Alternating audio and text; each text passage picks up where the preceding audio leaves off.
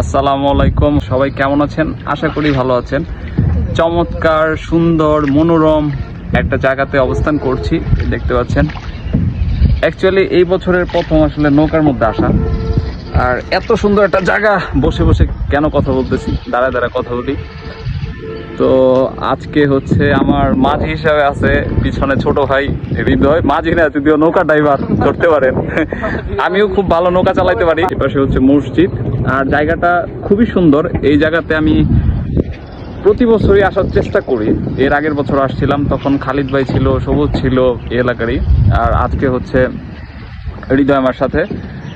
আর phone দিছি, একটু আগে ফোন দিছি, ফোন দেওয়ার পরে বললো যে ঠিক আছে ভাই চলে আসতেছি নৌকা নিয়ে। তো চিন্তা করলাম যে আমরা একটু গান বাজনাও করি এত সুন্দর একটা প্লেসের মধ্যে, আর একটু ঘোরাঘুরিও করি, আর সেই ফাঁকে হচ্ছে একটু ভিডিওর চেষ্টা। তো কেমন দেখাইতে পারতেছি জানি না, কিন্তু জায়গাটা বেশ চমৎকার, মানে ভাষায় প্রকাশ করার মতো না। আর এত সুন্দর একটা নির্মল একটা বাতাস দেখতে পাচ্ছেন, দুর্দান্ত একটা জায়গা, দুর্দান্ত, নিঃসন্দেহে দুর্দান্ত। আর এখন যদি দুপুরবেলা থাকতো তাইলে নিঃসন্দেহে পানিতে গোসল করতাম, কারণ অনেক বছর ধরে পানিতে গোসল করা হয় না। মানে এই বিলের পানি বা নদীর পানি বা পুকুরের পানি যেটাই বলেন না কেন, এই পানিগুলোতে গোসল করা হয় না। তো আজকে গোসল করতাম, খুব সুন্দর পানি।